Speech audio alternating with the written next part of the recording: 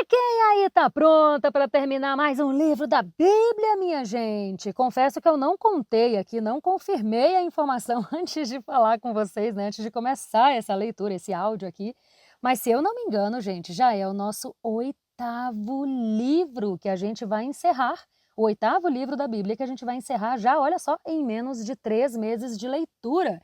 Uau! Quem tá aqui desde o início, ou já tá aqui há algum tempo, sabe que eu sempre fico especialmente contente e emocionada até. Cada vez que a gente está terminando um livro e começando também. É bom demais, né, a gente começar uma coisa e terminar isso.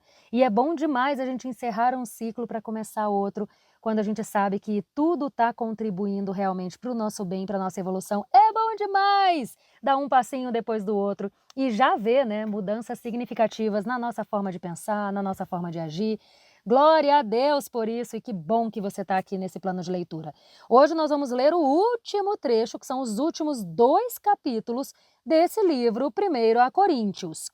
Vamos começar então pelo capítulo 15, lembrando que nós estamos lendo na versão NVI. A ressurreição de Cristo. Irmãos, quero lembrá-los do evangelho que preguei a vocês, o qual receberam e no qual estão firmados. Por meio deste evangelho vocês são salvos, se guardarem firmemente a palavra que preguei a vocês. Caso contrário, vocês têm crido em vão. Pois o que primeiramente transmiti a vocês foi o que também recebi, que Cristo morreu pelos nossos pecados, segundo as Escrituras. Foi sepultado e ressuscitou no terceiro dia, segundo as Escrituras. Apareceu a Cefas e mais tarde aos 12. Depois disso, apareceu a mais de 500 irmãos de uma só vez, a maioria dos quais ainda vive, embora alguns já tenham adormecido.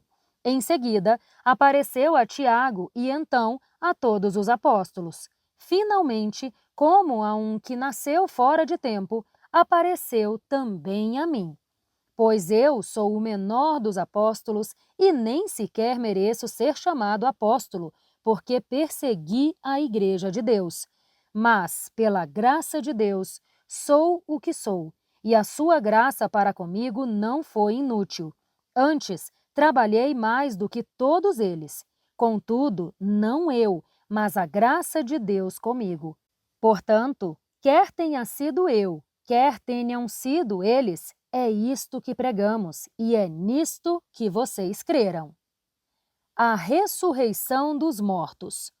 Ora, se é pregado que Cristo ressuscitou dentre os mortos, como alguns de vocês dizem que não existe ressurreição dos mortos? Se não há ressurreição dos mortos, Cristo não ressuscitou.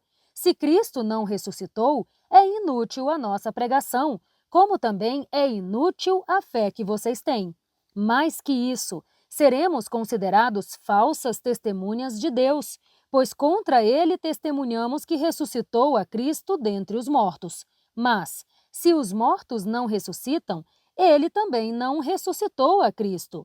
Pois, se os mortos não ressuscitam, então Cristo não ressuscitou.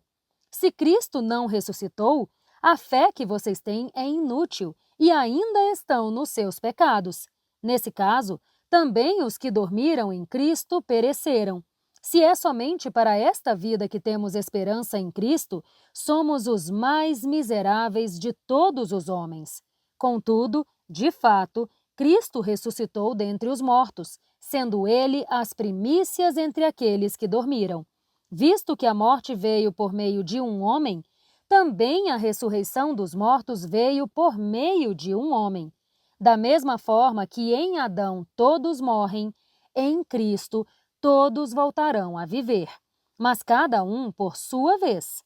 Cristo, as primícias, depois, quando ele vier, os que lhe pertencem. Então, virá o fim, quando ele entregar o reino a Deus, o Pai, depois de ter destruído todo o domínio, toda a autoridade e todo o poder. Pois é necessário que ele reine até que todos os seus inimigos sejam postos debaixo dos seus pés. O último inimigo a ser destruído é a morte. porque ele sujeitou todas as coisas debaixo dos seus pés. Ora, quando se diz que todas as coisas lhe foram sujeitas, fica claro que isso não inclui o próprio Deus, que submeteu a Cristo todas as coisas. Quando, porém, tudo estiver sujeito a ele, então o próprio Filho se sujeitará àquele que todas as coisas lhe sujeitou, a fim de que Deus seja tudo em todos. Se não há ressurreição, o que farão aqueles que se batizam por causa dos mortos? Se absolutamente os mortos não ressuscitam, por que se batizam por causa deles? Quanto a nós, por que nos expomos a perigos o tempo todo? Todos os dias enfrento a morte, irmãos.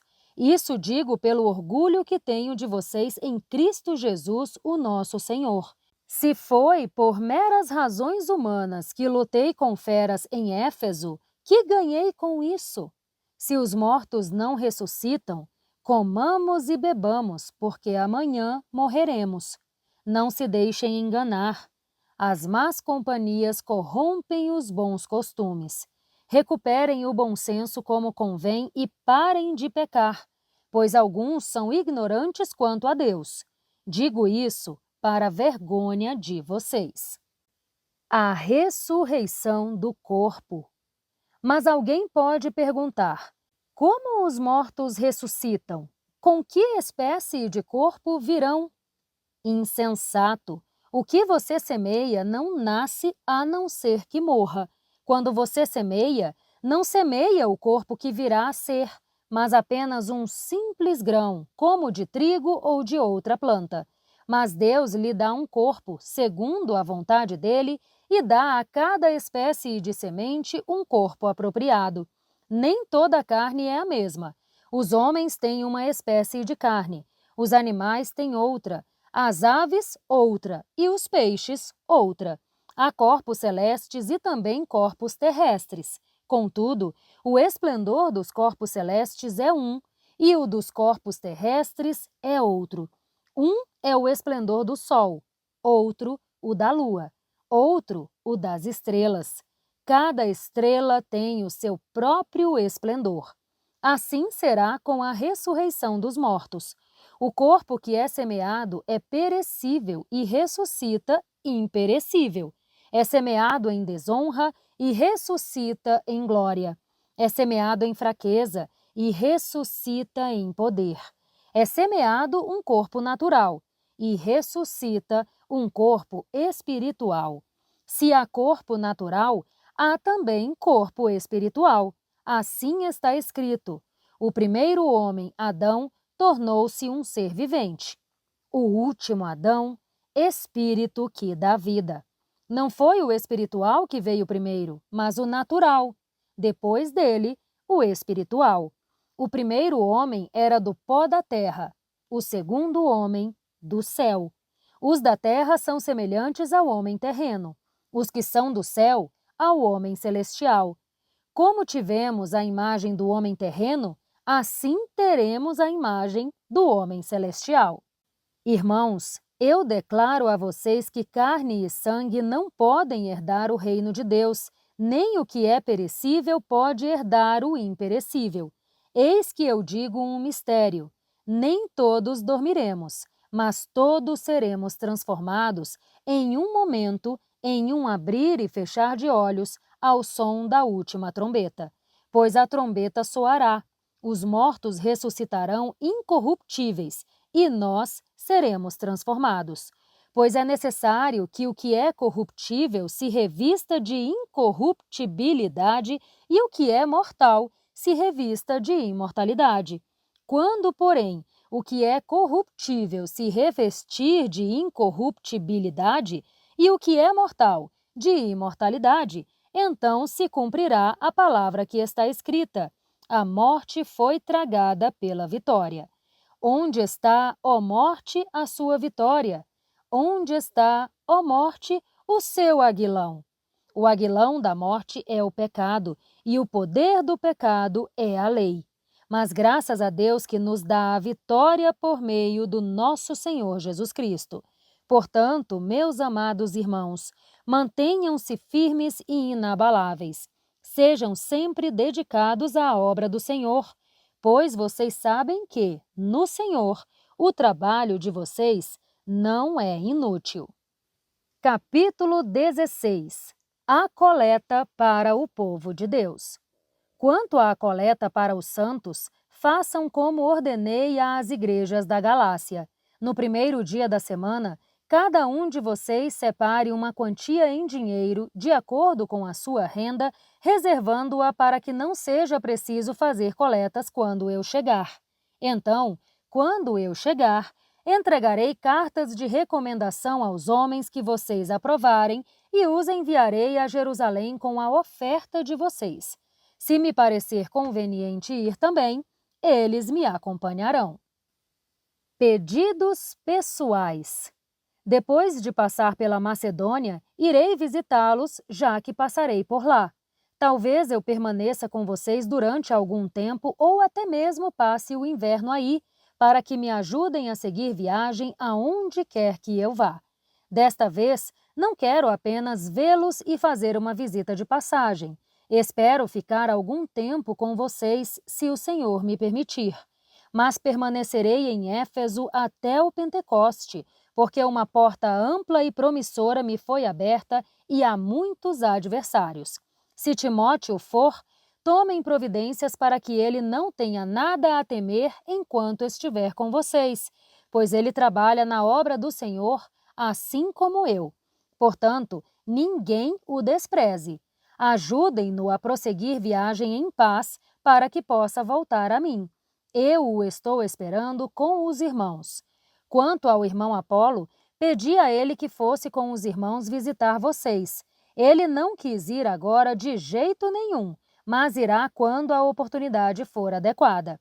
Estejam vigilantes, mantenham-se firmes na fé, sejam corajosos, sejam fortes, façam tudo com amor. Vocês sabem que os da casa de Estéfanas foram o primeiro fruto da Acaia e que eles têm se dedicado ao serviço dos santos. Recomendo, irmãos, que se submetam a pessoas como eles e a todos os que cooperam e trabalham conosco. Alegrei-me com a vinda de Estéfanas, Fortunato e Acaico, porque eles supriram o que estava faltando da parte de vocês. Eles trouxeram alívio ao meu espírito e ao de vocês também. Homens como estes merecem reconhecimento. Saudações finais. As igrejas da província da Ásia enviam saudações. Áquila e Priscila os saúdam afetuosamente no Senhor, como também a igreja que se reúne na casa deles. Todos os irmãos daqui enviam saudações. Saúdem uns aos outros com beijo santo. Eu, Paulo, escrevo esta saudação de próprio punho. Se alguém não ama o Senhor, seja amaldiçoado. Maranata. A graça do Senhor Jesus seja com vocês. Meu amor a todos vocês em Cristo Jesus. Amém.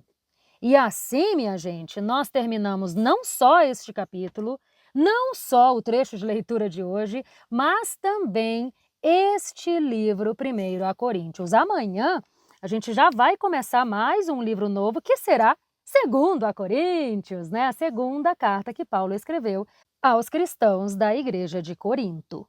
Um grande beijo, então, te espero aqui amanhã, hein? Tchau, tchau!